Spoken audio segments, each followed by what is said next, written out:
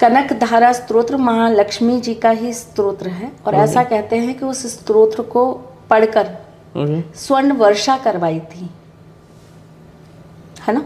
तो महालक्ष्मी जी के जितने भी मंत्र हैं वो धन प्राप्ति के लिए हैं, धन वृद्धि के लिए हैं, रुके हुए पैसे को प्राप्त करने के लिए हैं, जिसके अंदर श्री सुक्तम है, आप वो कर सकते हैं। कनकधारा स्तोत्र मैंने आपको बताया, आप इसका पाठ कर सकते हैं। ये ऐसी चीज़ें हैं जिनको करने से आपके जीवन के अंदर महालक्ष्मी की कृपा होती ही होती है।